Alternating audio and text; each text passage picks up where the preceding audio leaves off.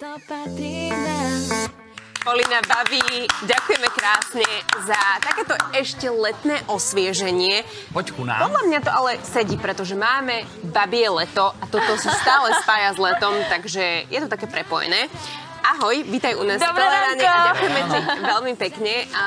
Polina, babi, a skladba Leto. Tak, skús nám povedať možno, čo ťa inšpirovalo a prečo práve teda skladba Leto, ktorú si dnes prišla nám takto predstaviť? Takže vlastne napísala som túto skladbu v tomto lete a takže je inšpirovaná úplne čerstvými zážitkami.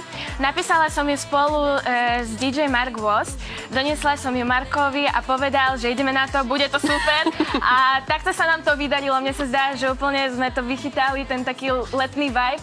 A potom sme natočili na ňu klip, ktorým vlastne režisérka toho klipu je moja sestra, staršia, Maria Babi. Úplne som na ňu hrdá, lebo takéto zábery úplne ukazujú tú atmosféru toho leta a točili sa v ňom moje kamarátky z konzervatória, natáčali sme v Bratislave a potom aj v Barcelone by sme ukázali tie také farebný letný vibe. Polina, ty už si spomenula kamarátky, ktoré teda hrali aj v tom videoklipe. Akú dôležitú úlohu pre teba zohrávajú tie kamarátky v tom živote? Vlastne, keď som prišla na Slovensko, tak získala som nových kamarátov a naozaj pre mňa kamaráti sú to veľmi, veľmi dôležité ľudia, lebo práve kvôli ním som pokračovala spievať aj ďalej, takže keď som teraz na inej škole umeleckej, tak som veľmi vďačná, že mám svojich ľudí, ktorí ma podporujú a s ktorými prechádzam touto svojou takou životnou cestou a umeleckou cestou. No, ty spomínaš teda leto a kamarátky, tak skús nám povedať toto leto, teda čo ste spoločne zažili, niečo pekné, výnimočné?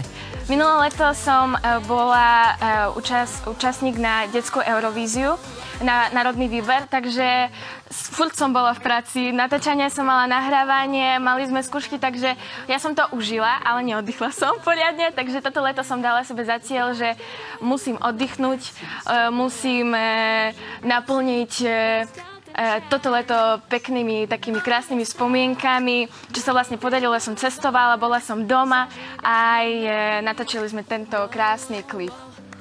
Ty už, ako si spomenula, že teda si prišla na Slovensko, ty pochádzaš z Ukrajiny. Kto ti pomáha so skladbou alebo s hudbou na Slovensku? S kým spolupracuješ?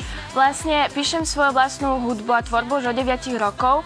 Píšem aj texty, aj hudbu vlastne sama, takže spolupracovala som s viacerými hudobníkmi a pre mňa je veľmi, veľmi dôležité, čo som pochopila, že aby sme s tým človekom, s ktorým spolupracujem, aby sme proste boli na tej vlnej, jednej hudobnej vlne. Takže teraz spolupracujem, keď som prišla na Slovensku, tak začala som spolupracovať s G-Bot. S Andrejem sme spravili veľa skvelých projektov a teraz pracujeme na ďalším. Máte na čo sa tešiť. A vlastne v tomto lete som skúsila pre seba aj niečo nové. To vlastne spolupráca s DJ Mark Voss. A úplne sa nám to vydarilo a úplne som rada, že takto som prišla na tú spoluprácu. A pomáhajú mne vydávať moje pesničky label Ruka hore. Takže posielam obrovskú vďaku všetkým, ktoré pridali sa a pomohli vydať moju poslednú skladbu. Polina, o ktorých témach ty najčastejšie a možno najradšej spievaš? Píšem pesničky o tom proste, čo som zažila, čo ma trápi, takže každá pesnička ukazuje moje city. Aj už som nazbierala 10 singlov. To vlastne, keď vypočujem tú pesničku, tak vlastne sa presuniem do toho obdobia, kedy som ju písala, keď som proste pocity mala vtedy. Takže každú pesničku mám ako keby taký vystrihnutý úsek z môjho života a je to naozaj veľmi, veľmi zaujímavé. Ty už si hovorila aj teda o tej detskej Eurovízii. To bola tiež asi celkom dobrá skúsenosť. Vieš možno povedať, čo ťa to naučila? Od malička chodím na rôzne súťaže a s každou súťažou som stávala lepšia a lepšia, lebo súťaži to nie je len taká, že prax, ale to je mentálna škola. Obrovská. Moja predposledná súťaž vlastne bola ten výber na detskú Eurovíziu. Zažila som tam veľa skvelých momentov a skončila som druhá, takže stačil mi len jeden kročík, aby som sa dostala do toho svojho vysnívaného cieľa.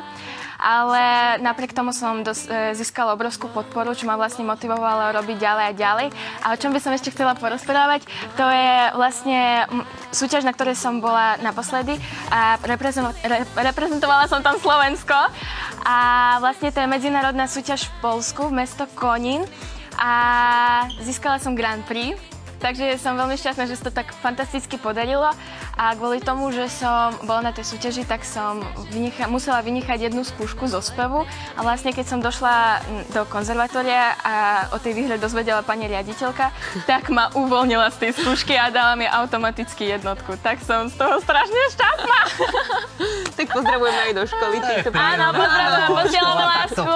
Podrží, to je príjemné. Čo tvoje plány do budúcna ešte? Vlastne teraz pripravujeme veľa nových projektov, aj novú skladbu, už sme začali nad tým pracovať. Je to veľmi citlivá skladba a ja som vždy snívala napísať skladbu v angličtine a mne sa to podarilo a úplne som z toho šťastná, že idem takto tými malými kročikmi do svojho cieľa. A takže pracujeme teraz, budú to aj divadelné predstavenia, aj nové projekty, tak sa na to teším. My sa veľmi tešíme a radi ťa uvidíme niekedy aj na budúce v Teleráne. Ďakujeme veľmi pekne. Polína Babie. Ďakujem.